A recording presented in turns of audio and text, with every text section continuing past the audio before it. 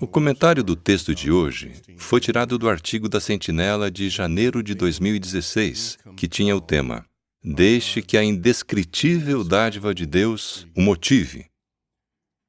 E na época da celebração, nós realmente pensamos bastante no que Jeová fez por nós, e isso deve nos motivar. O livro Perspicaz fala algumas coisas bem interessantes sobre perdão.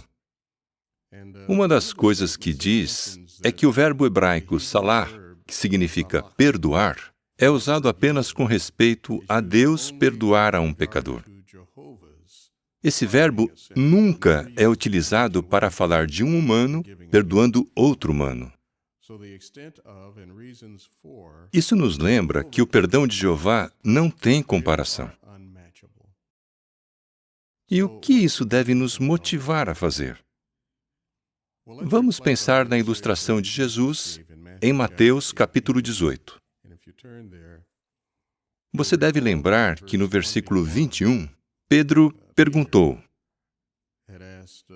Senhor, quantas vezes devo perdoar o meu irmão se ele pecar contra mim? Até 7 vezes? Será que tinha alguma coisa errada com a pergunta de Pedro? Bom, parece que ele tinha sido influenciado por uma atitude muito ruim que era comum nos dias dele, e até certo ponto, nos nossos dias também. Como assim? Pedro estava achando que o perdão tinha limites. E essa ideia era bem comum entre os fariseus. E qual foi a resposta de Jesus? No versículo 22, ele disse: Eu não lhe digo até 7 vezes, mas até 77 vezes.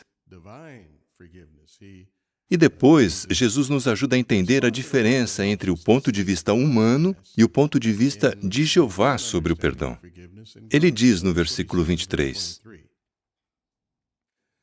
É por isso que o reino dos céus pode ser comparado a um rei que queria ajustar contas com seus escravos.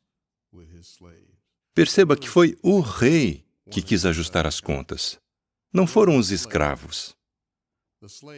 Na verdade, os escravos tinham uma dívida muito grande com o rei. E chegou um momento que o rei decidiu ajustar as contas com eles. E então ele achou um escravo que lhe devia 10.000 talentos, 40 milhões de dólares. Isso é muito dinheiro. Mas note que Jeová está querendo nos ensinar algo com essa ilustração. Ele dá aos seus escravos, ou seja, a nós, um desconto muito grande. Ele já nos perdoou milhares de vezes. E em muitas delas, nós nem sabíamos que tínhamos pecado contra Ele. Mas, voltando agora para a ilustração, no versículo 26, vemos que o escravo, que não tinha como pagar aquela dívida, implora ao rei, dizendo: Tenha paciência comigo, e eu lhe pagarei tudo. Mas como ele ia fazer isso? Ele era um escravo. Onde ele ia conseguir 40 milhões de dólares? E o rei sabia que ele não tinha como pagar a dívida. Se fôssemos trazer essa ilustração para os dias atuais, nos Estados Unidos, eu vi isso no Google. Um trabalhador ganhava, em 2014, quase 52 mil dólares por ano. Isto é uma média. Tinha gente que ganhava menos, tinha gente que ganhava mais que isso. Mas a média era 52 mil dólares por ano. Então, se 10.000 talentos equivalem a 40 milhões de dólares, um trabalhador precisaria de 770 anos para pagar essa dívida. Isso se ele usasse tudo o que ganhasse só para pagar a dívida. Então, o rei sabia que aquele escravo simplesmente não ia conseguir pagar o que devia. E no versículo 27, lemos: Com pena dele, o senhor daquele escravo o deixou ir e cancelou a sua dívida. Ufa! Que alívio isso deve ter sido! E o escravo deveria reconhecer que ele nunca estaria na mesma situação que o rei. Ele não era tão rico, e ninguém iria ter uma dívida tão grande com ele como a que ele tinha com o rei. E se ele tivesse entendido e dado valor ao que o rei fez, provavelmente ele perdoaria qualquer dívida que tivessem com ele. Mas veja a atitude dele no versículo 28. Aquele escravo saiu e encontrou um dos seus co-escravos, alguém igual a ele, que lhe devia 100 denários, ou seja, 70 dólares. Note que ele saiu e encontrou aquele outro escravo. Isso pode indicar que, em vez de tentar esquecer as dívidas que outros tinham com ele, ele estava, na verdade, tentando encontrar quem estava devendo. Vamos ler agora os versículos 29, 30, 32, 33 e 35. Diz: Então seu co-escravo se prostrou e lhe suplicou: Tenha paciência comigo, e eu lhe pagarei. No entanto, ele não quis. Vamos parar um pouco aqui. Será que esse co-escravo conseguiria pagar a sua dívida? Sim, ele provavelmente conseguiria pagar os 70 dólares que devia. Mas qual foi a reação do primeiro escravo? O relato continua. Ele mandou lançá-lo na prisão até que pagasse o que devia. Que mesquinho! Versículo 32. O senhor dele o convocou então e lhe disse: Escravo mau, eu lhe cancelei toda aquela dívida quando você me suplicou, aquela dívida que você jamais ia conseguir pagar. Não devia você também ter tido misericórdia do seu co-escravo, que provavelmente podia pagar a dívida que tinha, como eu tive misericórdia de você?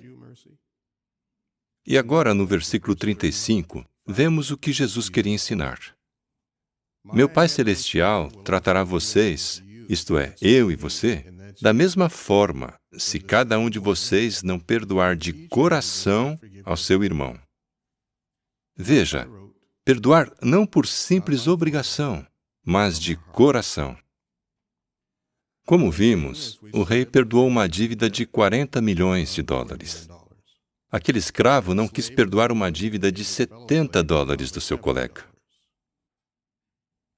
Jeová é um grande perdoador. E nós somos gratos por isso. A celebração da morte de Cristo nos ajuda a ver como é grande o perdão de Jeová. Quando meditamos no tamanho da nossa dívida com Jeová e no tamanho do perdão dele, nos sentimos motivados a sempre perdoar outros também. O livro Perspicaz diz que, na Bíblia, a palavra nassá pode indicar o perdão concedido por Deus ou por humanos. Mas, como falamos antes, usa-se salar exclusivamente para o perdão da parte de Deus, ato pelo qual o pecador é restabelecido no favor divino. E lembre-se que o nosso perdão não tem como chegar nem perto do perdão de Jeová.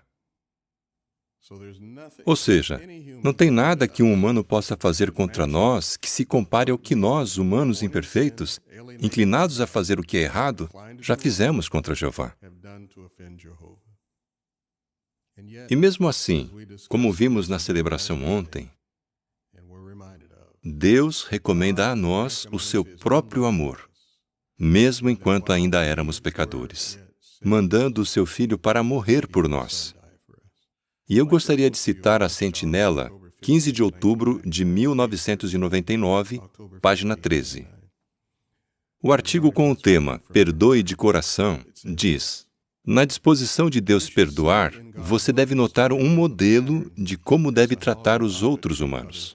Paulo enfocou isso ao escrever: mas sejam bondosos uns com os outros, ternamente compassivos, perdoando liberalmente uns aos outros, não contando nos dedos todas as vezes que perdoamos, mas perdoando liberalmente uns aos outros, assim como Deus os perdoou liberalmente por Cristo.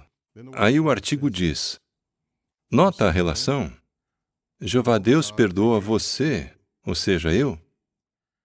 De modo que, argumenta Paulo com vigor, você tem de imitá-lo e ser ternamente compassivo, perdoando liberalmente a outros. E aí a Sentinela faz algumas perguntas bem interessantes.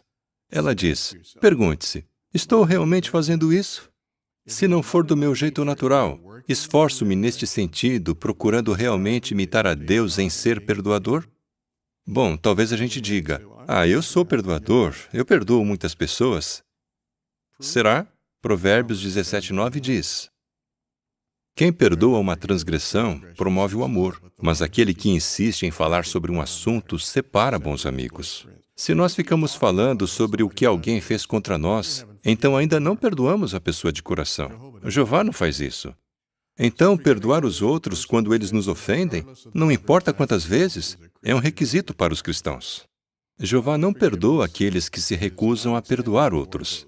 Lembre-se que Jesus disse, perdoa-nos as nossas dívidas, assim como nós também perdoamos os nossos devedores. E que Deus maravilhoso nós temos. O que Ele e o Seu Filho já fizeram realmente nos motiva a sermos perdoadores.